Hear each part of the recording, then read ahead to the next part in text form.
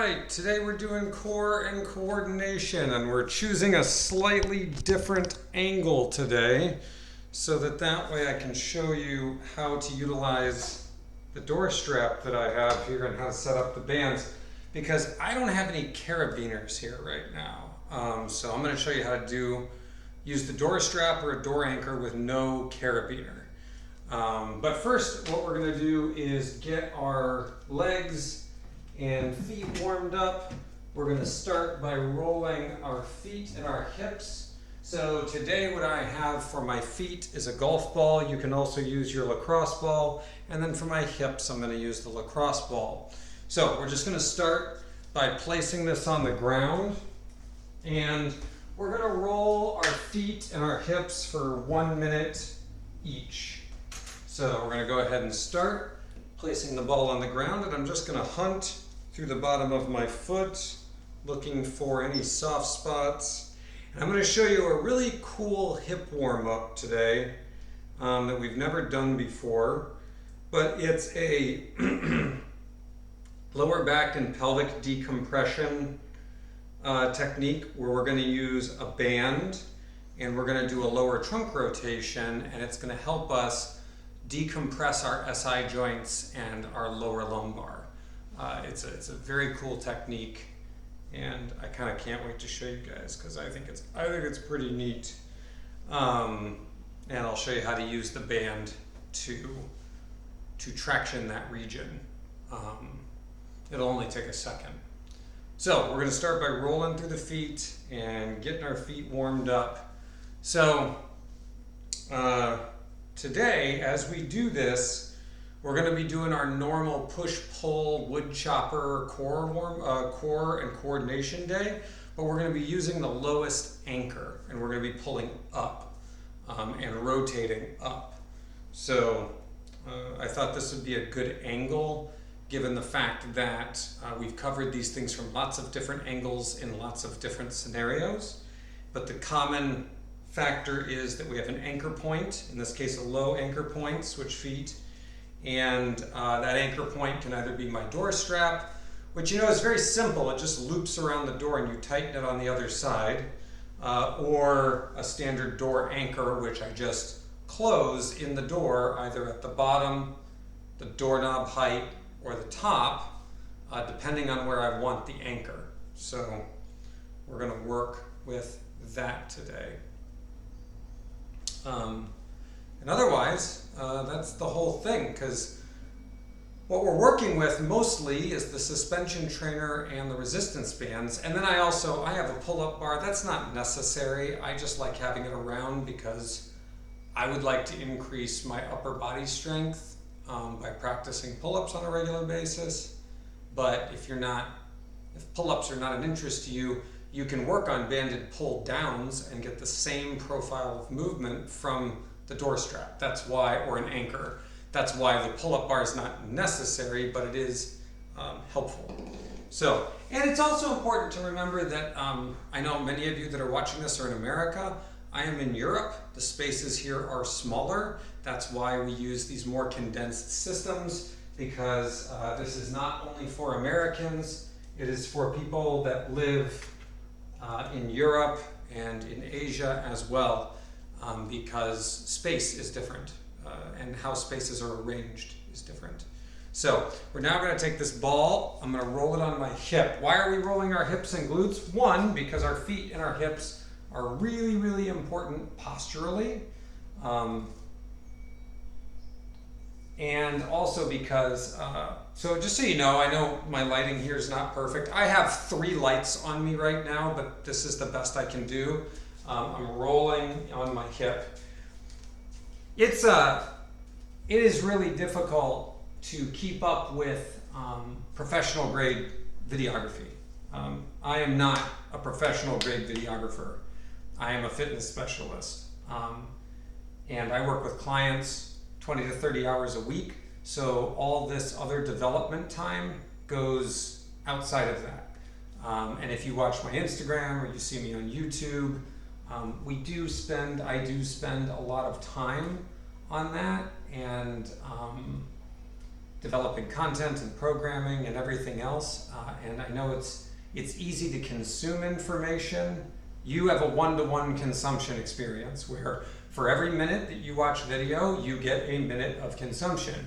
Well, switch sides. What you probably don't know is that for every minute of consumption you look at, there is at minimum 2 to 3 minutes of labor that goes into it, man labor. So when you're watching really high grade professional video, it's probably even higher than that. It's probably 5 to 10 man minutes that go into your single minute of consumption. So it is somewhat hard to compete at times. So I apologize for the lighting. Like I said, I have a light rig here, I have a light source there, I have a light source there, but for whatever reason, it's picking me up as being dark in this corner. So maybe if I, see, look at my level of professionality, there you go. Maybe that'll help. I'm a little better lit there, but still the angle's difficult. Now, if I had a camera guy that would follow me around, it would be good, but I don't have a camera guy. All right, so the next one is going to be cool. What I would recommend grabbing for yourself is either, you're going to need to choose a band that you can easily stretch. So I'm going to choose this inch-thick band. Now, the one I have here in Albania is maroon colored, but the one I have in Prague is black.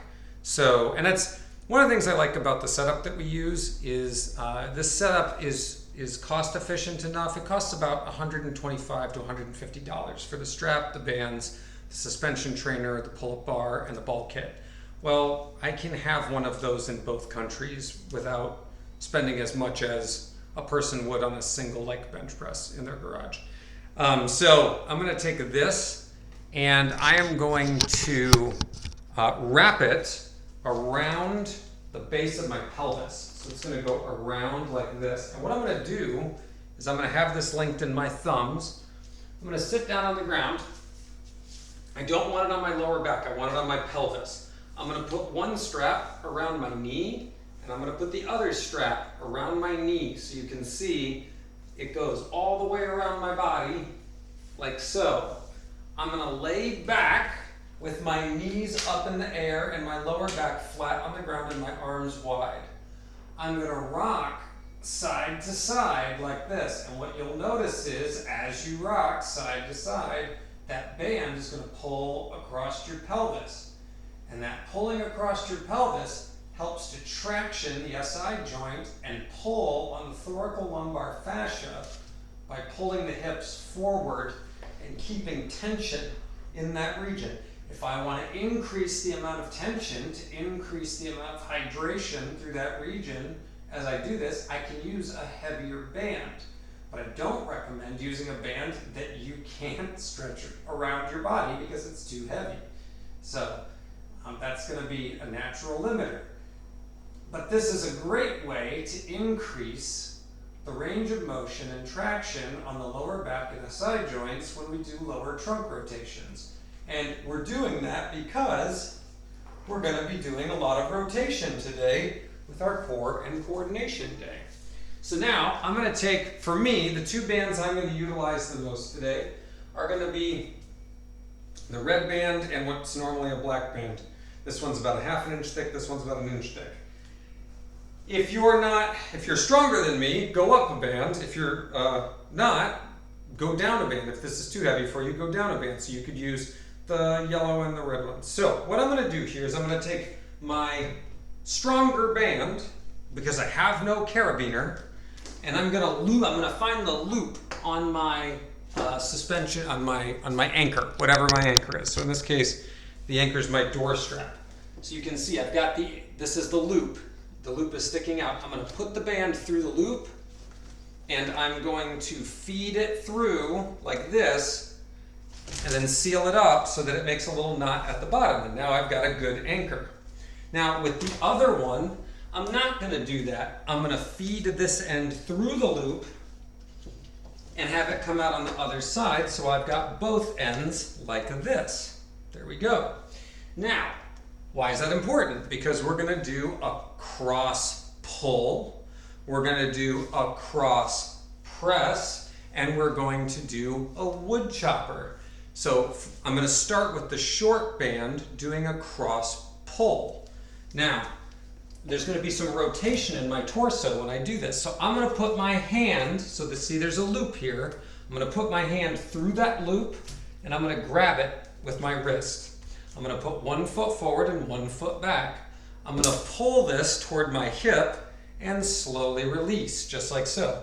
We're going to do 10 repetitions of that. So get set into position. I'm going to pull to my hip, I'm going to have both hips forward. I'm on the ball of my back foot, and my front leg is resisting the ground. Starting in 3, 2, 1. I'm going to pull 1 and then slowly resist. 2, 3. See the rotation in my body. 4. That involves my core. 5, 6, 7. I'm pulling my shoulder blade back and down. 8, 9, 10. Good. Now I'm going to switch. Grab the other side. And go. 1, 2, keeping this front knee bent. 3, keeping my knee over the toe. 4, 5, 6, pulling to my hip. 7, 8, 9, 10. Great. Now I'm going to let that down and I'm going to pick up the other band. Now I have no handle either, so I have no carabiner, I have no handle. So I'm going to put this around my hand like so. I'm going to make sure that it goes past me. I'm going to be on the ball of that back foot and I'm going to push in the direction of the band. So I'm going to push up in the direction of the band. We're going to do 10 of those. Starting on the ball of the back foot, bringing this up, having it next to me. Starting in 3, 2, 1. I'm going to press 1, 2, 3, 4, 5, 6, 7, 8, 9, 10. Great. Now I'm going to switch and do the other side. I'm going to slightly tilt this up. So I'm going to have this in position. My hands here. I want the band to go by me. I don't want it behind me. Starting in 3, 2, 1. 1, 2, 3, 4, 5. Really pushing down through my back toe. 6, 7, 8, 9, 10. Very good. Now, I'm going to take the same band, I'm going to hook it, and I'm going to make sure that I'm standing out of the way of the anchor. I'm going to hook over my other hand, and I'm going to pull up and across and resist on the way down. And we're going to do 10 of those. So I'm turning this back hip, bringing my whole body around, and I'm going to start in 3, 2, 1. 1, 2, 3, and see how I'm rotating from one foot to the other. 4, because I'm basically going from one split stance to the other. 5, 6, 7, 8, 9, 10. Very good. Switch sides. Starting in 3, 2, 1. 1, 2, 3, 4, 5, 6, 7, 8, 9, 10. Very good. All right, take a little break. We're going to take a minute off. Let's see where we're at on time. We're doing great on time. So we're going to do 2 more sets, just like that. Now, one thing to be aware of when it comes to these rotations is that my hips are rotating like this, and my legs are externally and internally rotating. Oompa, loompa, doobity-doo. Yes, that's on video. So when I rotate, right now, this leg is in internal rotation, right? And when I press through, so I rotate this leg, external rotation. Now I gotta think about this for a second. So the hip, because the knee and the hip are different. So my pelvis is rotating like so. So technically right now, if you look at me from the front, as this hip closes in, like so, this hip is internally rotating, which means this hip is externally rotating, and vice versa. And that's why my legs matter in this case. I think I'm getting it right. Sometimes I get these things confused. But long story short, I'm rotating, coming to neutral, rotating, coming to neutral, rotating, coming to neutral, rotating. That's what the wood chopper movement's all about. And then the pushing and the pulling, I'm already in that split stance position. So we call this a square stance, we call this a split stance, but in reality, you're learning to transfer from one to the other with this centered base.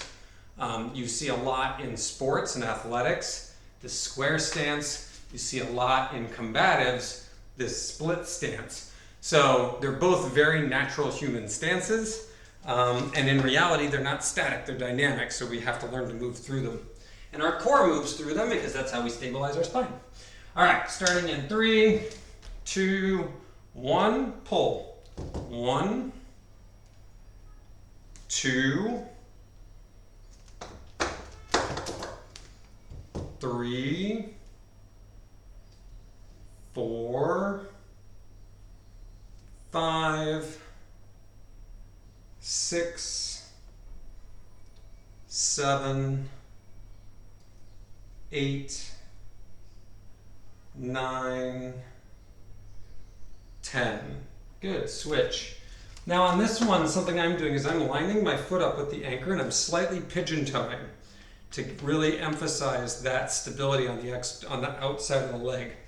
This kind of affects what's called the lateral line, starting in 3, 2, 1, but I need to make sure my knee stays over my toes if I do this. 1, 2, but it helps to open up the hip. 3, 4, 5, 6, 7, 8, 9, 10. Very good. All right, now we're going to switch to pressing. Starting in 3, 2, 1. 1, 2, 3, 4, 5, 6, 7, 8, 9, 10. Very good. Switch. Other side, starting in 3, 2, 1. 1, 2, 3, 4, 5, 6, 7, 8, 9, 10. Very good. Now we're going to switch to grabbing. We're going to hook, overhand hook. We're going to extend out, slowly come back. 1, 2, 3, 4, 5, 6, 7, 8, 9, 10. Great. Switch. Starting in 3, 2, 1. 1, 2, 3, 4, 5, 6, 7, 8, 9, 10. Good. Take a little break. We're going to do one more, just like that. And that should give us our 30 minutes today. Which, again, think about it this way. If you did 30 minutes, 5 days a week, for 52 weeks, I don't know the exact math on this, but let me do the quick math. I'm going to find out. 30 minutes invested into your health times 5 times 52 divided by 60. That's 130 hours of training put into your health and well-being over the course of a year. Now that's 30 minutes a day. That's 130 hours of training put into your well-being that you didn't put in before. Now what's crazy is the health benefits that come from only 130 hours in a year. Now let me just point out one thing. Let's look at how many hours there are in a year real quick. 24 times 365. So 8,760. So real quick, so 130 hours divided by 8,760. That is 1%, 1.5% of the time that you have in an entire year. If you invested 1.5% of the time that you have every year into your health and well-being, 30 minutes a day, the benefits, the health benefits, and the amount at which you potentially will extend your life is years of extra living and years of higher quality living as a result. So don't think of fitness as a task to do. Think of it as an investment in the enjoyment that you'll have out of your future. Because it's an investment, it's not a task. It's not labor, it's what you're actually built to do. All right, go ahead and get set. We're going for one more here. Starting in 3, 2, 1. Pull. 1, 2, 1.5% of your time. 3, crazy. 4, 5. Most Netflix shows are longer than 30 minutes. 7, 8, 9, 10. Very good. Switch sides. So we have the time. We forget. Ready, go. 1, 2, 3, 4, 5, 6, 7, 8, 9, 10.